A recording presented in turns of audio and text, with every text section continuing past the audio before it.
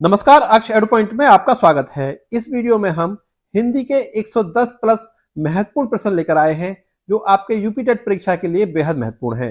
इससे पहले हमने यूपी टेट के लिए बहुत सारे वीडियो अपने चैनल पर अपलोड कर दिए हैं जिन्हें आप हमारे चैनल पर विजिट करके देख सकते हैं। इस वीडियो में हम आपको सुपर फास्ट तरीके से 110 प्लस प्रश्न का रिविजन कराएंगे। इन प्रश्नों का हम आपको एक्सप्लेनेशन नहीं देंगे क्योंकि इन प्रश्नों को हम विस्तृत तरीके से पिछली वीडियोज में समझा चुके हैं। अगर आपने वीडियो नहीं देखे तो आप हमारे चैनल पर विजिट करके उनको देख सकते हैं। चलिए शुरू करते हैं। आज की क्लास का पहला प्रश्न है, बालक की प्रारंभिक शिक्षा उसकी मातृभाषा में दी जाए, यह मानना है। तो यह किसका मानना है? तो मॉन्टेसरी का, महात्मा गांधी का, फ्रॉवेल का या किलपैट्रिक का? तो इसमें दूसरा वाला ऑप्शन सही होगा, ऐसा मानना है महात्मा गांधी का। चलिए आगे चलते हैं। अगला प्रश्न है, व्याकरण शिक्षण के लिए उपयुक्त नहीं है आगमन प्रणाली, अव्यकृति प्रणाली, निगमन प्रणाली या कक्षा अभिनय प्रणाली? तो देखिए, व्याकरण शिक्षण के लिए कक्षा अभिनय प्रणाली जो है वो उपयुक्त नहीं है। चौथा वाला ऑप्शन इसमें सही होगा। चलिए आगे चलते हैं। अगला प्रश्न है, आनंद कादम्बिनी पत्रिका का प्रकाशन कहां से होता है? बनारस से, मिर्जापुर से, इलाहाबाद से या लखनऊ से? तो देखिए, आनंद कादम्बिनी पत्रिका का जो प्रकाशन होता है वो मिर्जापुर से होता है। इसका जो प्रकाशन किसने किया था? बद्री नारायण चौधरी प्रेमगढ़ ने। कब? 1881 में। तो यहाँ पर दूसरा वाला ऑप्शन सही होगा। आनंद कादम्बिनी पत्रिका का जो प्रकाशन होता है वो मिर्जापुर से होता है। चलिए आगे चलते हैं। अगला प्रश्न है, आदिकाल की रचना है। तो देखिए, अखरावट, छत्रसाल दशक, दीप शिखा या खुमान रासो? देखिए, सबसे पहले समझ लीजिए कि जो आदिकाल है वो किस काल को कहा जाता है, कौन से समय को कहा जाता है। जो आदिकाल है वो 993 ईस्वी से 1318 ईस्वी के बीच के काल को कहा जाता है। इसको जो है रामचंद्र शुक्ल ने वीर गाथा काल भी कहा था। ठीक है, ये प्रश्न भी पूछा जाता है कि रामचंद्र शुक्ल ने आदिकाल को क्या संज्ञा दी थी? तो आपका उत्तर होगा वीर गाथा काल। ठीक है, इसका जो सही उत्तर होगा, आदिकाल की रचना है खुमान रासो। चौथा वाला ऑप्शन इसमें सही होगा। चलिए आगे चलते हैं। अगला प्रश्न है, हिंदी गद्य शिक्षण की पाठ योजना में उद्देश्य कथन आता है। तो देखिए, पाठ योजना में उद्देश्य कथन कब आता है ये उन्होंने पूछा है। पूर्व ज्ञान के पश्चात, प्रस्तावना प्रश्न के पश्चात, आदर्श वाचन के पश्चात, मौन वाचन के पूर्व? तो देखिए, जो पाठ योजना होती है उसके जो सोपान में आपको बता देता हूं। सबसे पहले होती है इसमें प्रस्तावना, उसके बाद आता है उद्देश्य कथन, फिर सहायक सामग्री, फिर शिक्षण विधि, फिर बोध प्रश्न और श्यामपट सारांश, उसके बाद आता है मूल्यांकन और पुनरावृत्ति, और सबसे अंत में गृह कार्य। तो देखिए, जो उद्देश्य कथन है वो प्रस्तावना प्रश्न के पश्चात आता है। तो इसमें दूसरा वाला ऑप्शन सही होगा। चलिए आगे चलते हैं, अगले प्रश्न की ओर बढ़ते हैं। अगला प्रश्न है, आचार्य रामचंद्र शुक्ल का निबंध संग्रह है। माटी के फूल, चिंतामणि, क्षण बोले, कण मुस्काएं, आलोक पर्व? तो आचार्य रामचंद्र शुक्ल का निबंध संग्रह है चिंतामणि। दूसरा वाला ऑप्शन इसमें सही होगा। चलिए आगे बढ़ते हैं, अगले प्रश्न की ओर चलते हैं। राष्ट्रवादी कवि रामधारी सिंह दिनकर को उर्वशी के लिए ज्ञानपीठ पुरस्कार किस वर्ष प्रदान किया गया? 1971, 72, 73 या 74 में? तो इसका सही उत्तर होगा 1972 में। इससे कई प्रश्न आपके जो है हल हो जाते हैं। जैसे रामधारी सिंह दिनकर की जो है एक कृति है उर्वशी। ठीक है, ये प्रश्न भी पूछ लिया जाता है कि उर्वशी किसकी रचना है? तो इसका उत्तर होगा रामधारी सिंह दिनकर। ठीक है, तो इसके लिए उन्हें ज्ञानपीठ पुरस्कार मिला था 1972 में। दूसरा वाला ऑप्शन यहाँ पर सही होगा। चलिए आगे चलते हैं, अगले प्रश्न की ओर बढ़ते हैं। निरामिष किसे कहते हैं? मांस रहित भोजन, मोक्ष का इच्छुक, रात्रि में विचरण करने वाला, मृत्यु का इच्छुक? तो इसमें पहला वाला ऑप्शन सही होगा। निरामिष कहते हैं मांस रहित भोजन को। ठीक है, आगे चलते हैं, अगले प्रश्न की ओर बढ़ते हैं। सहद शब्द है तत्सम, तद्भव, देशज या आगत? देखिए, ये देखने में ऐसा लगता है जैसे आगत शब्द हो। आगत का मतलब होता है जो दूसरे देश से आए हैं, लेकिन ये आगत नहीं है, ये है तद्भव। ये जो है मधु जो होता है तत्सम शब्द, उसी का जो बिगड़ा हुआ रूप है शहद। ठीक है, तो तद्भव शब्द है शहद। इसमें दूसरा वाला ऑप्शन सही होगा। चलिए आगे चलते हैं, अगले प्रश्न की ओर बढ़ते हैं। वनिता का प्रयोग किस अर्थ में होता है? जंगल, स्त्री, पुस्तक या व्यवसायी? तो इसका सही उत्तर होगा स्त्री, ऑप्शन 2। देखिए, बहुत ही सुपर फास्ट तरीके से हम रिवीजन करेंगे। ठीक है, एक्सप्लेनेशन जो है पिछले वीडियोज में हम अच्छी तरह से दे चुके हैं इन प्रश्नों का, तो दोबारा से मुझे नहीं लगता कि आपको एक्सप्लेनेशन की जरूरत पड़ेगी।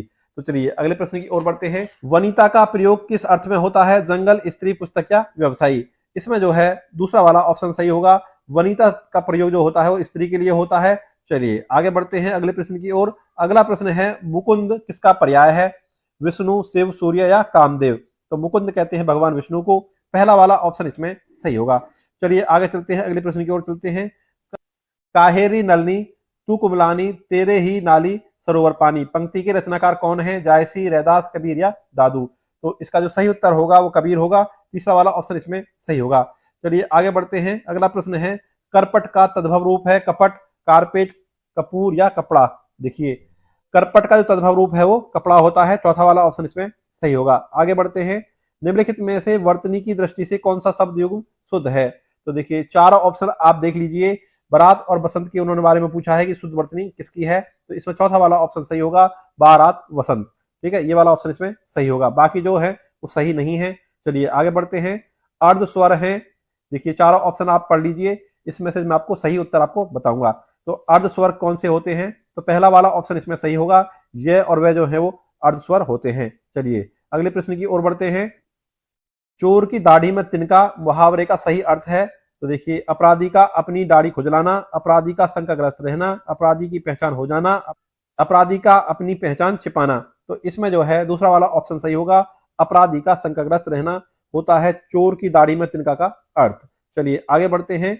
अगला प्रश्न है एक बार कही बात को दोहराते रहना वाक्यांश के लिए एक शब्द है, आगार, पृष्ठपेषण, प्राकथन या प्रस्तावना। तो इसका दूसरा वाला ऑप्शन सही होगा, पृष्ठपेषण। चलिए आगे बढ़ते हैं। अगले प्रश्न की ओर चलते हैं। बुद्धिहीन शब्द व्याकरण की दृष्टि से किस संवर्ग में है? संज्ञा, विशेषण, सर्वनाम या क्रिया। देखिए बुद्धिहीन जो है वो किसी की विशेषता बताता है, किसी व्यक्ति की, तो इसमें जो है विशेषण होगा। जो शब्द विशेषता बताते हैं उनको विशेषण कहते हैं। दूसरा वाला ऑप्शन सही होगा। चलिए आगे चलते हैं, अगले प्रश्न की ओर बढ़ते हैं। अगला प्रश्न है छत से ईंट गिरी वाक्य में कौन सा कारक है? अपादान, संबंध, अधिकरण या संप्रदान। देखिए किसी भी चीज का अलग होना, ठीक है, उसमें अपादान कारक होता है। पहला वाला ऑप्शन इसमें सही होगा। तो छत से है वो ईंट अलग हो रही है, तो यहाँ पर अपादान कारक होगा। आगे बढ़ते हैं। अगला प्रश्न है महोर्मी का संधि विच्छेद है। तो देखिए संधि विच्छेद उन्होंने पूछा है, तो इसमें से मैं आपको सही उत्तर बताऊंगा। इसमें तीसरा वाला जो ऑप्शन है वो सही होगा, महाधन उर्मी। ठीक है, मोहर्मी का संधि विच्छेद है। अगले प्रश्न की ओर चलते हैं। अगला प्रश्न है समष्टि का विपरीतार्थी शब्द है। तो उन्होंने विलोम शब्द पूछा है समष्टि का। समष्टि का अर्थ होता है समूह। ठीक है, तो इसका विपरीत अर्थ होगा व्यष्टि, यानी कि चौथा वाला ऑप्शन सही होगा। इसका अर्थ होता है इकाई या एक व्यक्ति, ठीक है, अकेला। चलिए आगे चलते हैं, अगले प्रश्न की ओर बढ़ते हैं। अभ्यागत शब्द में कौन सा उपसर्ग है? इसका मैं आपको सही उत्तर बताऊंगा। इसमें तीसरा वाला जो ऑप्शन है वो सही होगा। अभ्यागत शब्द में अभी जो है वो उपसर्ग होता है। तीसरा वाला ऑप्शन सही करेंगे और आगे बढ़ेंगे। रमणीय में कौन सा प्रत्यय है? तो देखिए प्रत्यय और उपसर्ग के बारे में मैं आपको बता चुका हूं, बल्कि सारे प्रश्न के बारे में आपको डिटेल में बहुत अच्छी तरह से पिछले वीडियोस में समझा चुका हूं। ठीक है, इसमें अगर हम एक्सप्लेनेशन करेंगे तो वीडियो बहुत ज्यादा लंबा हो जाएगा, इसलिए इस वीडियो में जो है पिछले प्रश्नों का हम बहुत ही सुपरफास्ट तरीके से रिवीजन करेंगे। तो देखिए रमणीय में प्रत्यय होता है अनिय, पहला वाला ऑप्शन इसमें सही होगा। चलिए आगे बढ़ते हैं। अगला प्रश्न है बौरव सबे रघुवंश कुठार की धार में 12 बजी सरहंथी। इन पंक्तियों में रौद्रस होगा, इसमें पहला वाला ऑप्शन सही होगा। चलिए अगला प्रश्न है श्री गुरु चरण सरोज रज निज मनु मुकुर सुधार वर्णो रघुवर विमल जसु जो दायक फल चार में छंद है। तो उन्होंने पूछा है कौन सा छंद है? तो देखिए इसमें होगा दोहा, क्योंकि दोहा में जो है पहले और तीसरे चरण में 13-13 मात्राएं और दूसरे और चौथे में 11-11 मात्राएं होती हैं, ये आप जानते भी होंगे। तो देखिए इन मात्राओं को आप देख लीजिए। तो पहले चरण में जो 13 मात्राएं हैं, तो इसमें दोहा होगा, पहला वाला ऑप्शन यहाँ पर सही होगा। चलिए आगे चलते हैं, अगला प्रश्न देखते हैं। अगला प्रश्न है वाक्य शुद्ध है, तो इनमें से कौन सा वाक्य शुद्ध है, ये उन्होंने पूछा है। तो देखिए मैं आपको शुद्ध वाला जो वाक्य बता देता हूं। मोहन और गीता गा रहे हैं, दूसरा वाला ऑप्शन इसमें सही होगा। बाकी जो है वाक्य है वो सही नहीं है, आप पढ़ के देख लीजिए, आपको लग भी रहा होगा। चलिए आगे चलते हैं। अगला प्रश्न है हिंदी शब्दकोश में सबसे अंत में इन शब्दों में से कौन सा शब्द आएगा? अब देखिए इन चारों आप शब्दों को देख लीजिए, आपको ये बताना है कि हिंदी शब्दकोश में सबसे अंत में कौन सा शब्द आएगा। अब देखिए जितने भी चारों शब्द हैं ये, वो सभी जो है का जो वर्ण से शुरू हो रहे हैं, का अक्षर के बाद जो आने वाला अक्षर है वो हमको देखना है। अब देखिए जो बाकी 3 है नीचे वाले, उनमें जो है ऋषि वाली जो री है वो आती है, का के बाद जो है ऋषि वाली री आ रही है तीनों में, तो ठीक है। और लेकिन जो ऊपर वाला है वो क वर्ण के बाद आ रहा है ल, ठीक है। तो इसका मतलब जो ल है वो ऋषि वाली जो र है उसके बाद आता है वर्णमाला में, ठीक है। हिंदी वर्णमाला में जो ल है उसका स्थान ऋषि वाली र से बाद में आता है। तो इसलिए जो पहला वाला जो ऑप्शन है ये हिंदी शब्दकोश में बाद में आएगा, ये वाला शब्द, ठीक है। क्लीब जो है वो हिंदी शब्दकोश में बाद में आएगा अपेक्षाकृत बाकी तीनों के। तो पहला वाला ऑप्शन इसमें सही करेंगे और आगे बढ़ जाएंगे। अगला प्रश्न है चराचरम यानी कि जगत में कौन सा समास है। देखिए चराचरम को अगर हम खोलकर लिखेंगे तो ये होगा चर और अचर, ठीक है, चर डैश अचर। इस तरह के जो शब्द युग्म होते हैं उनमें होता है द्वंद्व समास, तो दूसरा वाला ऑप्शन यहाँ पर सही होगा। द्वंद्व समास के बारे में मैंने आपको पिछली वीडियोज में काफी डिटेल में बता दिया है। द्वंद्व समास और जितने भी इसमें समास दिए हुए हैं सबके बारे में मैं डिस्कस कर चुका हूं पिछले वीडियोज में। अगर आपने नहीं देखे तो उन वीडियोज को अगर आप देख सकते हैं। चलिए आगे चलते हैं, अगला प्रश्न को देखते हैं। अगला प्रश्न है शब्द का अर्थ स्पष्ट करने हेतु कौन सा तरीका सर्वाधिक उपयुक्त है। वाक्य प्रयोग, व्याख्यान, भ्रमण या चित्र निर्माण। देखिए अगर किसी शब्द का अर्थ स्पष्ट करना है तो उसको वाक्य में प्रयोग करके दिखा दीजिए। तो पहला वाला ऑप्शन यहाँ पर सही होगा। वाक्य प्रयोग से जो है शब्द का अर्थ स्पष्ट हो जाता है, ये सबसे बढ़िया तरीका है। आगे चलते हैं, अगला प्रश्न है भाषा शिक्षण की पद्धति नहीं है। किंडरगार्टन, मॉन्टेसरी, डेक्रोली या अभिक्रमित अनुदेशन। तो देखिए इसमें चौथा वाला ऑप्शन सही होगा, अभिक्रमित अनुदेशन। अभिक्रमित अनुदेशन क्या होता है? अभिक्रमित अनुदेशन होता क्या है इसके बारे में आपको थोड़ा सा बता देता हूं। छात्र विषय वस्तु को छोटे छोटे भागों में बांटकर स्वयं अध्ययन करता है, किसमें? अभिक्रमित अनुदेशन में। तो देखिए भाषा शिक्षण की पद्धति नहीं है, चौथा वाला ऑप्शन इसमें सही होगा। और आगे बढ़ते हैं, अगला प्रश्न है अष्टछाप के कवि नहीं है। नाभादास, कृष्णदास, परमानंदास या नंददास। तो देखिए इसमें से बाकी जो कवि हैं वो अष्टछाप के कवि हैं। जी बेटा, ये क्या है यहाँ पर? ये एक स्क्रीन है, ये वाली इस यूरोप के अंदर। यूरोप है बेटा, ये एक स्क्रीन है इसके अंदर। नहीं, यूरोप है, यूरोप। इसके अंदर ये ग्रीन ग्रीन वाला बस कलर उसका ग्रीन है, बाकी ये यूरोपी है। ठीक है, जाओ आप। एक स्क्रीन है। नहीं बेटा, यूरोप है, यूरोप। अच्छा हाँ, जो ग्रीनलैंड है ना वो इसमें नहीं दिखाया गया, ये वाला ग्रीनलैंड है, ये वाला। ठीक है, जाओ। और ये यूरोप के अंदर ग्रीन लाइन हो, वो होगी एक स्क्रीन। नहीं, एक्सक्रीन क्या होता है मुझे समझ नहीं आ रही बात। एक स्क्रीन होगी। एक्सक्रीन नहीं जानता मैं क्या होता है। ठीक है, एक स्क्रीन ये भी तो देश है। एक्सक्रीन कोई देश नहीं होता, जाओ आप। तो मोबाइल में देख ले। हाँ, मोबाइल में देखेंगे बाद में, चलो। मैं बाबा से पूछ के आता हूँ। जाओ। तो मोबाइल में हाँ, देखा। बाबा से पूछ लो, जाओ। ठीक है,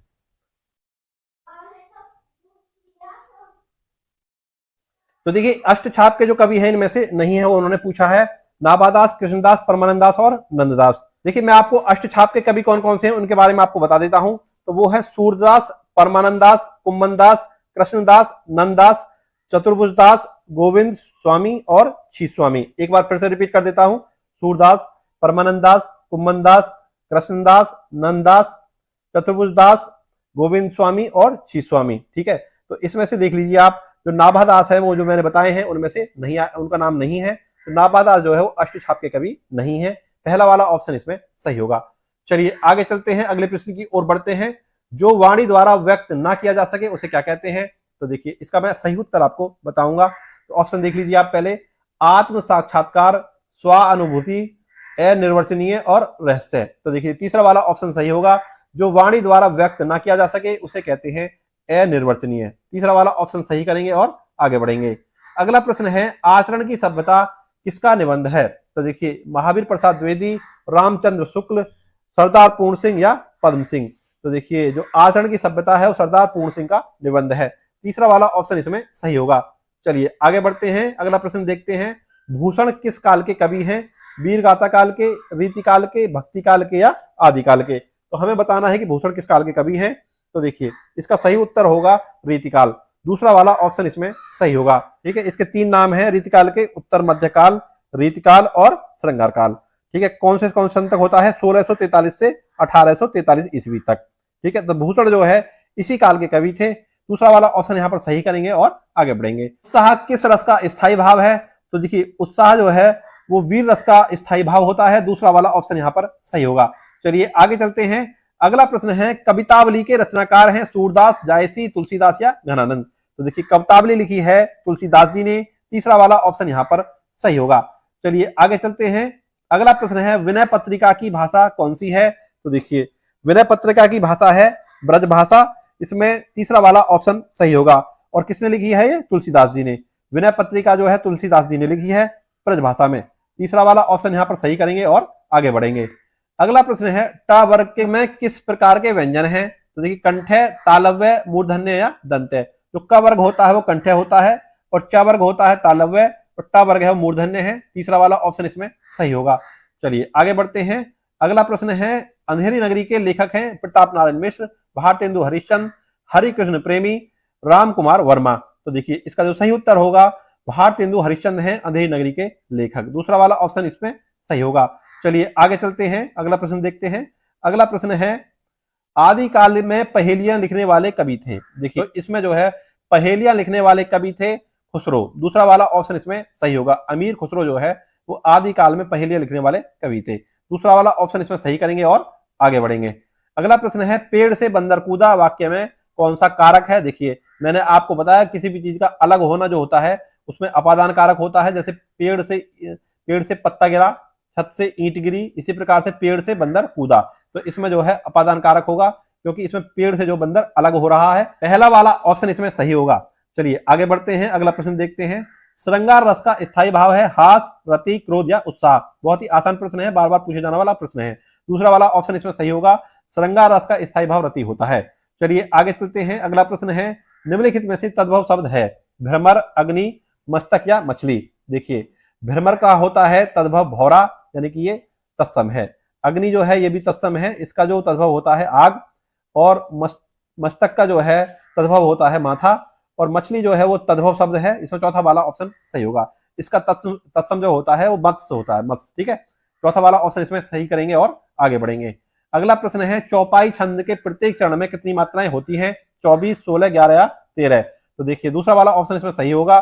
चौपाई छंद के प्रत्येक चरण में 16-16 मात्राएं होती हैं। आगे चलते हैं, अगला प्रश्न है, तेरी बरछी ने खलन का पंक्ति में कौन सा अलंकार है। उन्होंने अलंकार पूछा है तेरी बरछी ने। ठीक है, तो चौथा वाला ऑप्शन सही होगा, इसमें यमक अलंकार है। यमक अलंकार कहां पर होता है, जब कोई शब्द एक से अधिक बार आए और प्रत्येक बार उसका जो अर्थ है अलग हो, तो वहां पर होता है यमक अलंकार। देखिए यहाँ पर पहली बार जो बरछी आया, बरछी का मतलब होता है धारदार हथियार। दूसरी बार में है, बर का मतलब होता है योद्धा। ठीक है, तो यहाँ पर जो है बर का अर्थ अलग अलग आया है दोनों बार, तो यहाँ पर यमक अलंकार होगा। चलिए आगे बढ़ते हैं, अगला प्रश्न है, हिंदी प्रदीप पत्रिका का संपादन किया है। तो देखिए हिंदी प्रदीप पत्रिका का संपादन किया है बालकृष्ण भट्ट ने। कब, 1877 में, प्रयाग में। ठीक है, तो दूसरा वाला ऑप्शन इसमें सही होगा। चलिए आगे चलते हैं, अगला प्रश्न है, सूर्योदय शब्द का संधि विच्छेद है। तो सूर्योदय शब्द का संधि विच्छेद होगा सूर्य प्लस उदय। दूसरा वाला ऑप्शन इसमें सही होगा। चलिए आगे चलते हैं, अगला प्रश्न है, यथाशक्ति में समास है। तो देखिए यथाशक्ति में जो शब्द है यथा, वो एक अवयव है। अवयव क्या होता है, वे शब्द जो लिंग वचन कारक के परिवर्तन होने पर परिवर्तित ना हो। ठीक है, उन्हें अवयव कहते हैं। क्योंकि इसमें एक अवयव जो शब्द जुड़ा हुआ है शक्ति के साथ, यानी कि यथा, तो इसमें अवयवी भाव समास होगा। पहला वाला ऑप्शन इसमें सही होगा।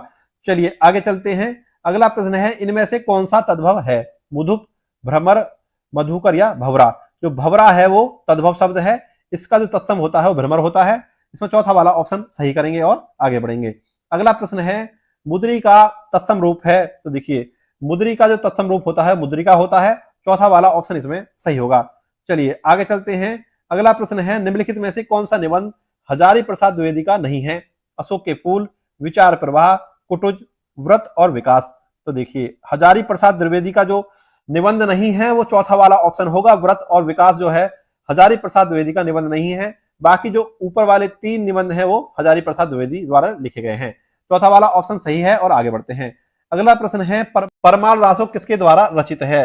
नल सिंह, नरपति नल, चंद्रवरदाई और जगनिक। तो देखिए परमाल रासो जो है वो जगनिक के द्वारा रचित है। चौथा वाला ऑप्शन इसमें सही होगा। अब देखिए परमाल रासो में क्या है, महोबा के राजा जो परमाल थे उनके 2 वीर आहला और उदल की जो इसमें वीर गाथा बताई गई है, किसमें, परमाल रासो में।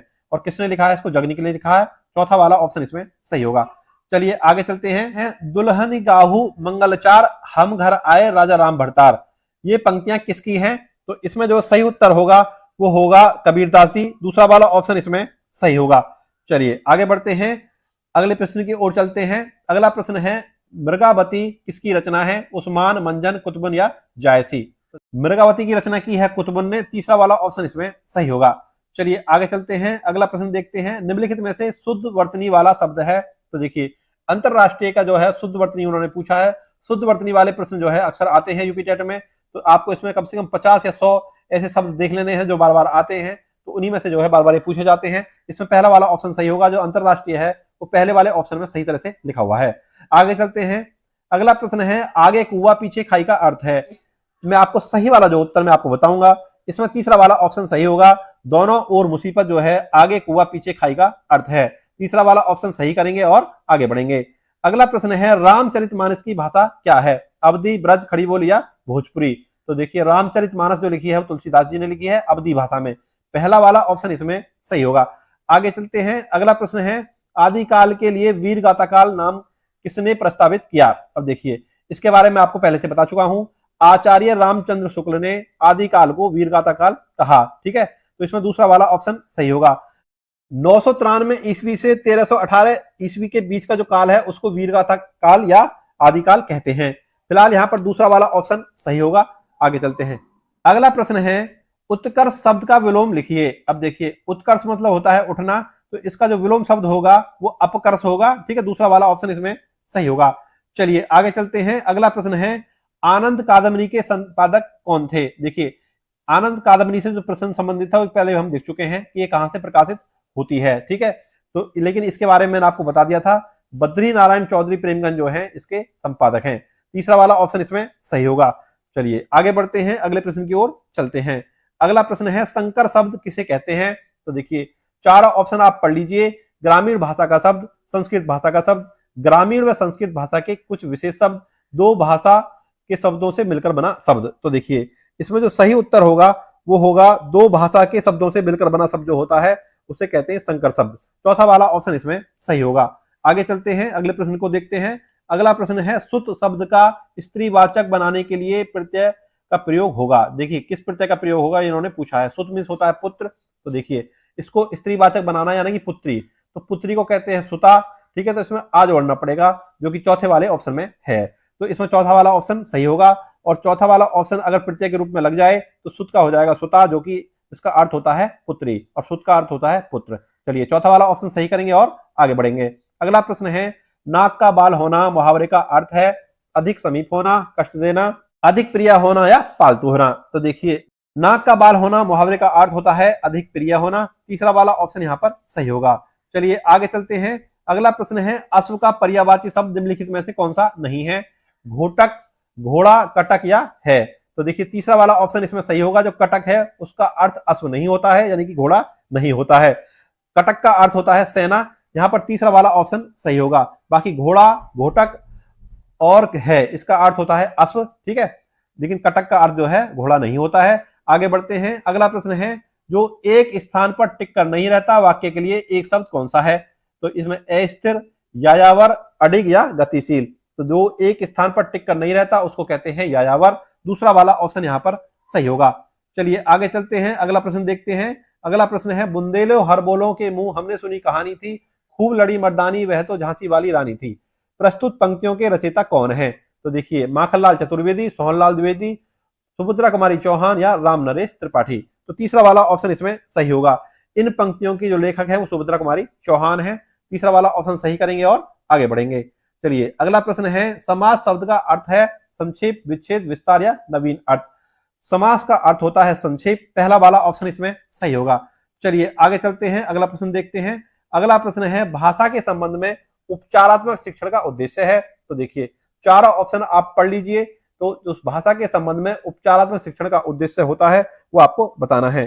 तो देखिए भाषा प्रयोग संबंधी कठिनाइयों की पहचान तथा उनका निदान। पहला वाला ऑप्शन इसमें सही होगा। चलिए आगे चलते हैं, अगला प्रश्न देखते हैं। अगला प्रश्न है प्रमुख भाषाई कौशल के अंतर्गत इनमें से कौन एक नहीं आता है? तो देखिए जो भाषाई कौशल है आप जानते होंगे उनकी शॉर्ट फॉर्म होती है सुबोपली, सुनना, बोलना, लिखना और पढ़ना। तो देखिए इसमें सुनना है, बोलना है और लिखना है, लेकिन जो हंसना है वो एक भाषाई कौशल नहीं है। दूसरा वाला ऑप्शन इसमें सही होगा। चलिए आगे चलते हैं, अगला प्रश्न देखते हैं। हिंदी दिवस मनाया जाता है 14 सितंबर, 5 सितंबर, 2 अक्टूबर या 26 जनवरी। तो देखिए 14 सितंबर को हिंदी दिवस मनाया जाता है। पहला वाला ऑप्शन इसमें सही होगा। देखिए सभी प्रश्न जो है वो आए हुए हैं, बहुत इंपॉर्टेंट हैं और बार बार पूछे गए हैं। चलिए आगे चलते हैं, अगला प्रश्न है काव्य शिक्षण का उद्देश्य क्या है? तो इन्होंने पूछा है, चारों ऑप्शन आप पढ़ लीजिए। मैं आपको इनमें से सही वाला ऑप्शन बताऊंगा। अगर आपको जो है समय कम लग रहा है तो वीडियो को आप पॉज करके ये ऑप्शन पढ़ सकते हैं। ठीक है, तो मैं आपको इसमें से सही वाला ऑप्शन बता देता हूं। चौथा वाला ऑप्शन इसका सही होगा, रसानुभूति एवं आनंदानुभूति कराना। चौथा वाला ऑप्शन इसमें सही होगा।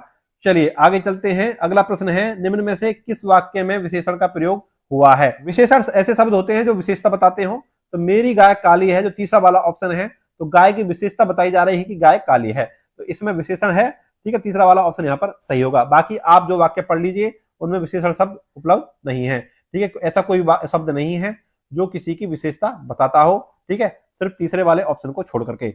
आगे चलिए, अगला प्रश्न है, नाटक शिक्षण में कक्षा अभिनय प्रणाली के प्रयोग से, देखिए नाटक शिक्षण में कक्षा अभिनय प्रणाली से क्या होता है, वो उन्होंने 4 ऑप्शन को आप पढ़ लीजिए। इनमें से आपको सही वाला जो ऑप्शन है वो बताना है। तो देखिए इसमें जो सबसे सही ऑप्शन होगा वो मैं आपको बता रहा हूं। इसमें दूसरा वाला ऑप्शन सही होगा। पात्रा अनुसार बच्चों द्वारा अभिनय से सीखने की प्रक्रिया में तेजी आती है, ये सही होगा, नाटक शिक्षण में कक्षा अभिनय प्रणाली से। ठीक है, तो दूसरा वाला ऑप्शन इसमें सही होगा। चलिए आगे चलते हैं। अगला प्रश्न है, निम्न में से अधिकरण कारक का प्रयोग हुआ है? तो देखिए अधिकरण कारक किसमें प्रयोग हुआ है वो आपको बताना है। अब सबसे पहले आप देख लीजिए कि अधिकरण जो कारक है वो कहां पर होता है। तो देखिए मैं आपको इसमें से पहले सही वाला जो है ऑप्शन बता देता हूं। इसमें पहला वाला ऑप्शन सही होगा, जो वाहना रूढ़ है उसमें जो है अधिकरण कारक है। पहला वाला ऑप्शन इसमें सही होगा। इसके बारे में आपको थोड़ा सा समझा देता हूं। वाहनारूढ़ का अर्थ होता है वाहन पर आरूढ़। यहां पर विभक्ति चिन्ह का लोप है। ठीक है, लोप हो रहा है। जहां पर में या पर का लोप होता है वहां पर अधिकरण कारक होता है। ठीक है, में या पर शब्द, ठीक है, में या पर शब्द, इनका अगर लोप हो तो वहां पर क्या होगा, अधिकरण कारक। अगला प्रश्न है, किस रस को रसराज कहा जाता है? श्रृंगार, वीर, हास्य, इनमें से कोई नहीं। रसराज कहा जाता है श्रृंगार रस को। पहला वाला ऑप्शन यहाँ पर सही होगा। चलिए आगे चलते हैं। अगला प्रश्न है, घनानंद को किस युग का कवि माना जाता है? आदिकाल, भक्तिकाल, रीतिकाल या भारतेंदुकाल? इसका जो है तीसरा वाला ऑप्शन सही होगा। घनानंद को रीतिकाल का कवि माना जाता है। चलिए रीतिकाल के बारे में आपको पिछले प्रश्न में समझा चुका हूं। चलिए आगे बढ़ते हैं।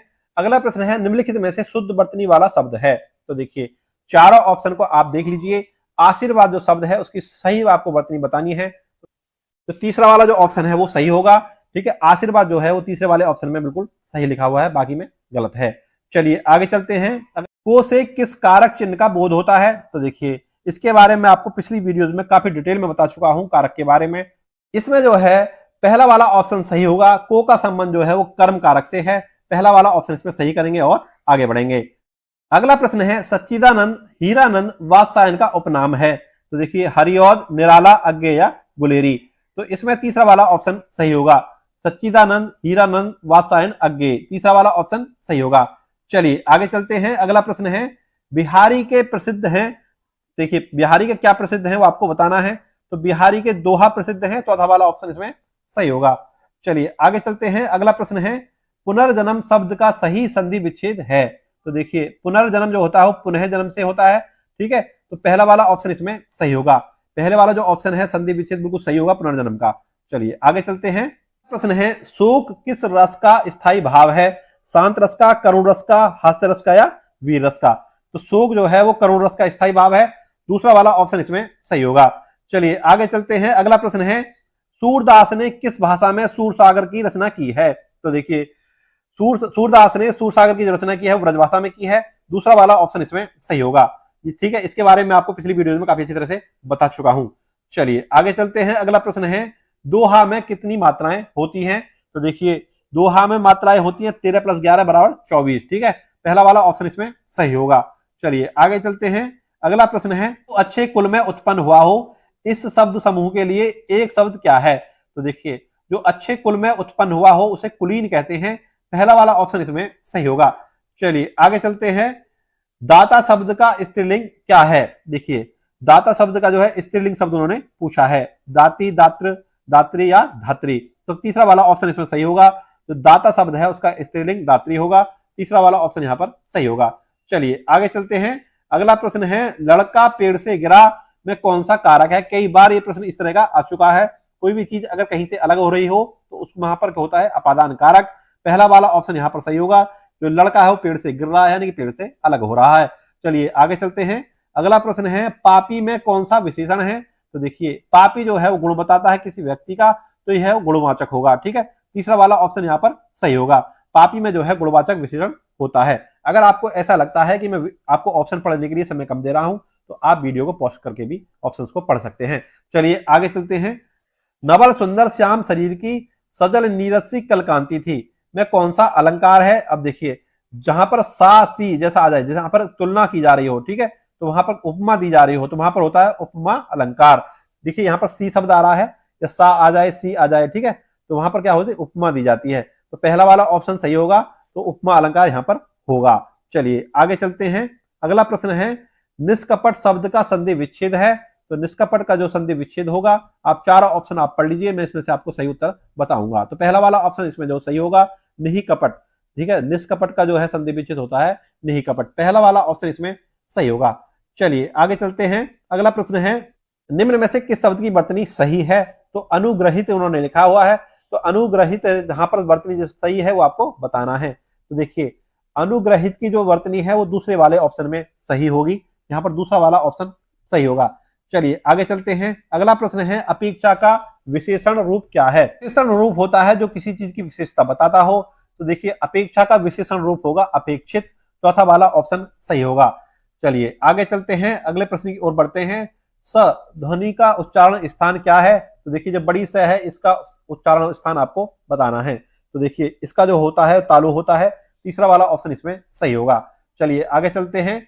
अगला प्रश्न देखते हैं, अत्यंत शब्द का प्रयुक्त उपसर्ग है, तो देखिए अत्यंत में कौन सा उपसर्ग जुड़ा हुआ है वो आपको बताना है, तो मैं इसमें आपको सही वाला उत्तर बता देता हूं, चौथा वाला ऑप्शन इसमें सही होगा। अति जो है वो अत्यंत शब्द का उपसर्ग है। चलिए आगे चलते हैं। अगला प्रश्न है, उपत्यका का अर्थ है। अब देखिए चार ऑप्शन आप पढ़ लीजिए, उपत्यका का आपको अर्थ बताना है, मैं ऑप्शन आपको पढ़ के एक बार बता देता हूं। सूर्य जिस पर्वत के पीछे से निकलता है, प्राणियों के पेट का एक अंग, पर्वत का शिखर, पर्वत के पास की भूमि, तो इसमें चौथा वाला ऑप्शन सही होगा। उपत्यका जो है पर्वत के पास की भूमि को कहा जाता है। चलिए आगे चलते हैं। अगला प्रश्न है, अणा का उच्चारण स्थान है, तो देखिए जो अणा है वो नाक में बोली जाती है, ठीक है, इसकी जो ध्वनि है वो नाक से आती है, तो पहला वाला ऑप्शन इसमें सही होगा, ये नासिक है। चलिए आगे चलते हैं। अगला प्रश्न है, 4 गज मलमल में कौन सा विशेषण है? देखिए 4 गज जो है वो परिमाण बताता है, ठीक है, उसका आकार बताता है, तो इसमें परिमाण बोधक जो है विशेषण होगा, तीसरा वाला ऑप्शन इसमें सही होगा। जो 4 गज मलमल है उसमें परिमाण बोधक विशेषण है। अब देखिए इसमें कई बार कंफ्यूजन हो जाता है, क्योंकि इसमें संख्या आ रही है 4, तो कई बार हमें ऐसा लगता है कि इसमें संख्यावाचक विशेषण है, लेकिन इसमें क्या है, ये इसका परिमाण बताता है, आकार बता देता है। 4 गज जो है वो आकार बताता है, तो इसमें परिमाण बोधक जो है विशेषण होगा। इसमें तीसरा वाला ऑप्शन सही करेंगे और आगे बढ़ेंगे। अगला प्रश्न है, शीश का तत्सम रूप क्या है? तो देखिए ये आसान प्रश्न है, आपको पता ही होगा इसका, तो शीश का जो है तत्सम रूप होता है शीर्ष, दूसरा वाला ऑप्शन इसमें सही होगा। चलिए आगे चलते हैं, अगले प्रश्न की ओर बढ़ते हैं। चौराहा शब्द में समास है, तो देखिए जिन शब्द में अगर कोई संख्या आ जाए, जैसे चौराहा आता है, चौराहा का मतलब होता है 4 रास्ते, ठीक है, तो जहां पर संख्या आ जाए वहां पर होता है द्विगु समास, इसमें तीसरा वाला ऑप्शन सही होगा। आगे बढ़ते हैं, अगले प्रश्न की ओर चलते हैं। आंख की किरकिरी होना का अर्थ है, तो देखिए आंख की किरकिरी होने का अर्थ होता है अप्रिय लगना, पहला वाला ऑप्शन इसमें सही होगा। चलिए आगे चलते हैं, अगले प्रश्न की ओर बढ़ते हैं। निम्नलिखित में से मौखिक अभिव्यक्ति का रूप है शुद्ध वर्तनी, सुलेख, श्रुतलेख या आशु भाषण? देखिए जो मौखिक अभिव्यक्ति है वो आशु भाषण होता है, चौथा वाला ऑप्शन इसमें सही होगा। चलिए आगे चलते हैं। अगला प्रश्न है, हिंदी भाषा में कितनी बोलियां हैं? 15, 25, 18 या 22? तो देखिए इसका तीसरा वाला ऑप्शन सही होगा, हिंदी भाषा में 18 बोलियां हैं। चलिए आगे चलते हैं। अगला प्रश्न है, भारतेंदु युग में निकलने वाली पत्रिका युग्म है, तो देखिए चारों ऑप्शन आप पढ़ लीजिए। तो भारतेंदु युग में जो पत्रिका निकली थी वो युग्म आपको बताना है, इसमें जो है पहला वाला ऑप्शन सही होगा। कवि वचन सुधा और हिंदी प्रदीप जो है भारतेंदु युग में निकलने वाली पत्रिका है, पहला वाला ऑप्शन इसमें सही होगा। चलिए आगे चलते हैं। अगला प्रश्न है, तद्भव पत्रिका के संपादक का नाम है, तो देखिए इसमें मैं आपको सही वाला जो उत्तर मैं आपको बताऊंगा, चार ऑप्शन आप पढ़ लीजिए। अगर आपको ऐसा लगता है कि आपके पास समय आपको कम मिल रहा है तो आप वीडियो को पॉज करके भी ऑप्शन को पढ़ सकते हैं। इसमें चौथा वाला ऑप्शन सही होगा, तद्भव पत्रिका के संपादक हैं वो अखिलेश हैं, इन्होंने 1999 में लखनऊ से इसका प्रकाशन किया था। चौथा वाला ऑप्शन सही करेंगे और आगे बढ़ेंगे। अगला प्रश्न है, 12 बरस लो कुकुर जीवे अरु 13 लो जीएसआर, यह पंक्ति किसकी है? तो देखिए विद्यापति, नरपति नल, चंद्रवरदा या जगनिक? तो देखिए इसका जो सही उत्तर होगा जगनिक होगा, चौथा वाला ऑप्शन इसमें सही होगा। मैंने जैसा आपको बताया था कि जगनिक ने जो है परमाल रासो लिखा था। ठीक है, महोबा के राजा परमाल के जो 2 वीर थे आला और उदल, तो उनकी वीर गाथा है इसमें परमाल रासो में। और किसने लिखा है? वो जगनिक ने लिखा है। तो उन्हीं की वीर गाथा में जो है उन्होंने ये पंक्तियां लिखी हैं इसमें। ठीक है, चलिए आगे बढ़ते हैं, अगला प्रश्न देखते हैं। अगला प्रश्न है, निम्नलिखित में से किस देश में हिंदी भाषा का प्रयोग लिखने एवं बोलने में किया जाता है? ऑस्ट्रेलिया, दक्षिण अमेरिका, पाकिस्तान या मॉरिशस? देखिए इसमें चौथा वाला ऑप्शन सही होगा, मॉरिशस में हिंदी भाषा का प्रयोग किया जाता है। चलिए आगे चलते हैं, अगला प्रश्न है, निम्नलिखित में से कौन सी व्याकरण और वर्तनी से शुद्ध भाषा कहलाती है? साहित्यिक भाषा, प्रांजल भाषा, व्याकरणिक भाषा या मानक भाषा? चौथा वाला ऑप्शन इसमें सही होगा, व्याकरण और वर्तनी रूप से शुद्ध भाषा होती है मानक भाषा। चौथा वाला ऑप्शन सही करेंगे और आगे बढ़ेंगे। निम्नलिखित में से कौन सा रासो आलाखंड के नाम से जाना जाता है, ये आपको बताना है।